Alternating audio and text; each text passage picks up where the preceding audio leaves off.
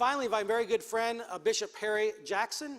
Bishop Jackson is one of the chief conveners of the Reconciled Church, the Healing the Racial Divide movement, an effort to heal the racial division first in the church and then in the country. He's the founder and chairman of the High Impact Coalition. HILC has become an agent for healing of our nation by educating and empowering churches and communities. He's a leading researcher on the Black church. His book, along with George Barna, High Impact African American Churches, was awarded an award in 2005 by the Christian Publishers Association Gold Medallion Award. He has been on national news more than all of us put together: O'Reilly Factor, Kelly File, NewsHour, CBS, NBC. You could go on and on, the Washington Post, a very long list, and a very sought-after commentator on issues relating to Black Americans and conservatives. Church in the Washington, D.C. area with 2,000 attendees, and also serves as the presiding bishop of the International Communion of Evangelical Churches. I have a personal friendship with Bishop. I am in debt to him. We traveled to churches all over this state during the marriage amendment and continue to work together in many ways. Well, I want to go to kind of a practical stand, and I think we should be light, show the way, use our influence.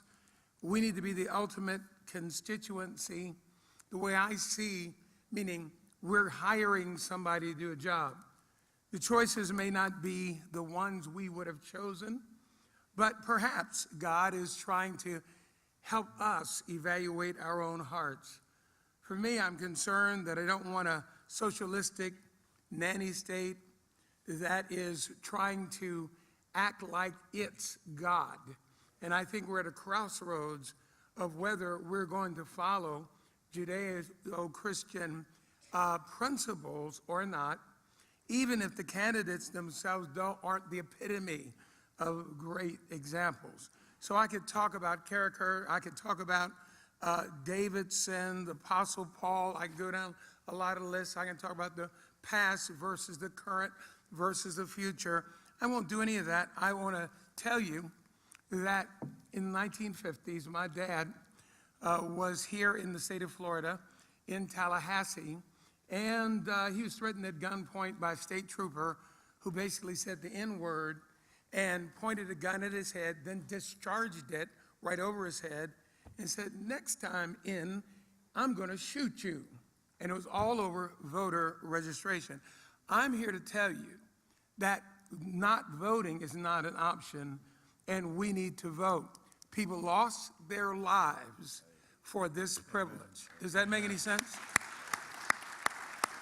So I'm adamant about it, so I want to weigh in.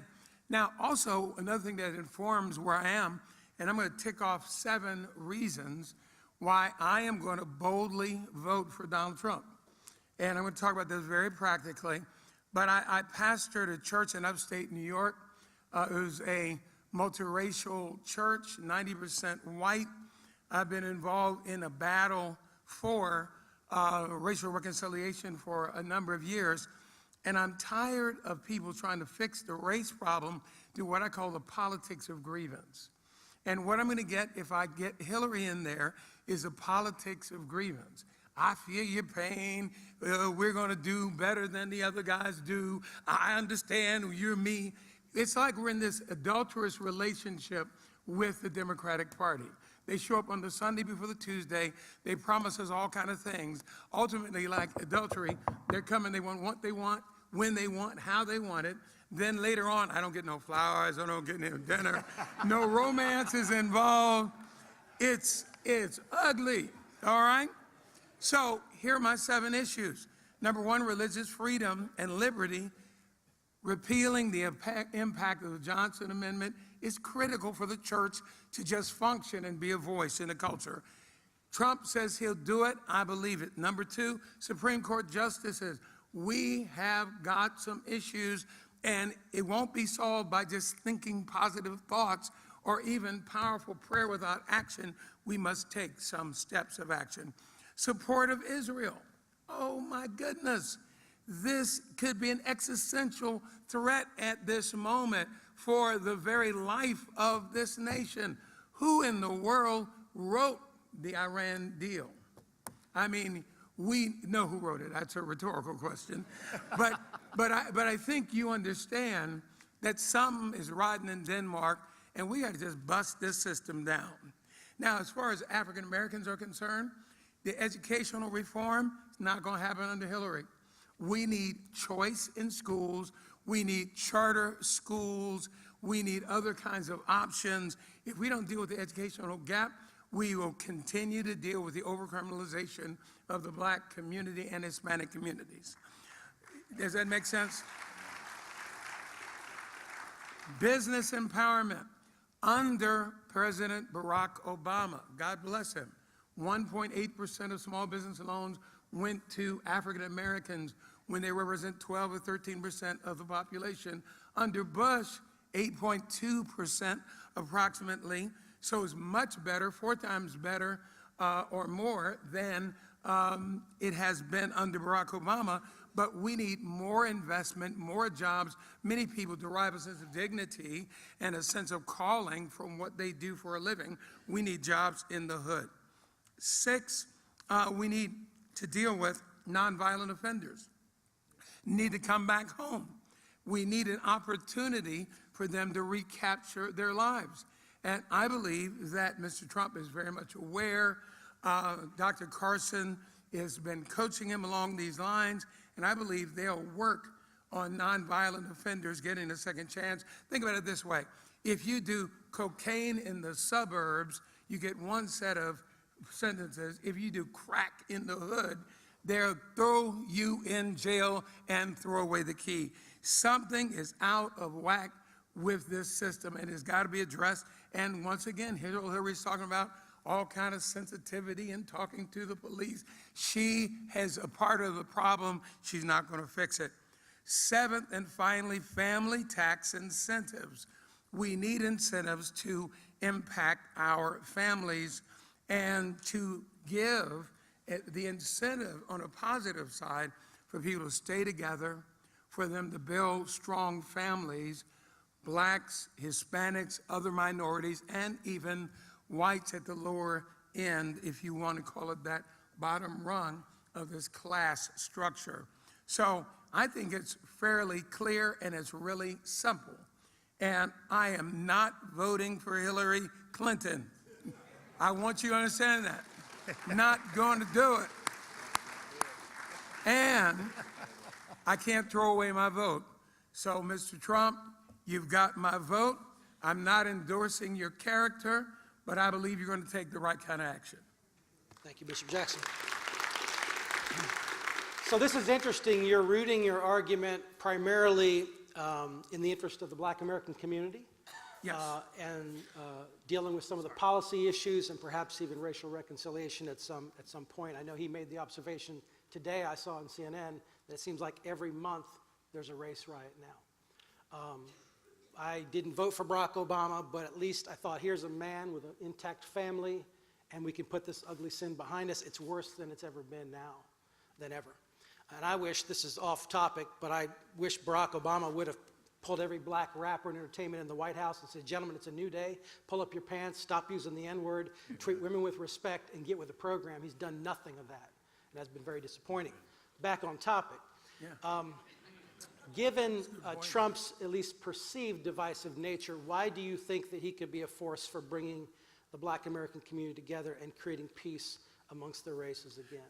Well, I think his divisive nature, you're dealing with a guy who came to the forefront because he had a shock jock tendencies.